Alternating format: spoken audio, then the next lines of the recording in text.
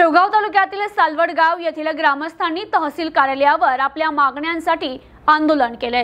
शेवगाव मधील हिंदू मातंग समाजासाठी स्मशानभूमी आणि शेवगाव तहसील कार्यालयात रॉयल्टी मंजूर करून त्वरित रस्त्यावर काम करण्यात यावं, गावातील निकृष्ट कामाची चौकशी करावी यांसह विविध मागण्यांसाठी सालवड येथील ग्रामस्थांनी शेवगाव तहसील कार्यालयात धरणे आंदोलन केलं।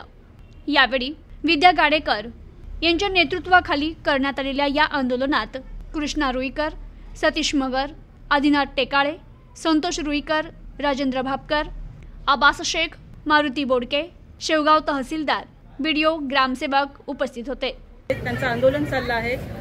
महत्त्वाची गोष्ट अशी आहे की मुस्लिम समाज, दलित समाज या समाजासाठी, हिंदू समाज या समाजासाठी या गावामध्ये जागा राखीव आहेत, मात्र त्या स्मशानभूमी उपलब्ध नाहीत किंवा स्मशानभूमीच नाहीये। मुस्लिम समाजाची कब्रस्तान आहे, पण त्याची अवस्था अगदी दयनीय झालेली आहे। या संदर्भात तहसील कार्यालयामध्ये मी आता निवेदन दिलेलं आहे, बीडीओ साहेबांकडे निवेदन दिलेलं आहे। अतिशय गंभीर बाब आहे। गावामध्ये पिण्याचं पाणी ठिकठिकाणी शेवगाव पातळीमध्ये हा प्रश्न कॉमन आहे। पिण्याचं पाणी आम्हाला उपलब्ध होत नाही।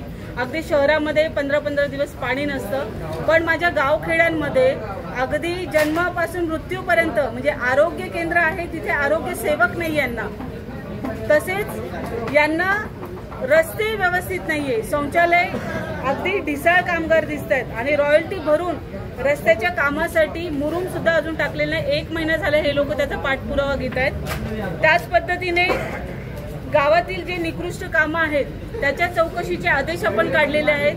फॉर एक्झाम्पल शौचालय असतील, अंतर्गत रस्ते असतील आणि भापकर वस्तीची जी शाळा आहे तिथले शौचालय असतील, म्हणजे प्रशासनाचा किंवा तहसील कार्यालयाचा, बीडीओंचा या गावांकडे पूर्णपणे दुर्लक्ष दिसून येत आहे। सर्व ग्रामस्थ इथं ग्रामपंचायतच्या विरोधात आंदोलनात जमलेलं आहे। विषय असा आहे की सालवडगाव ग्रामपंचायतचे ग्रामसेवक हे अतिशय मगरूर व गुर्मिणी वागतात।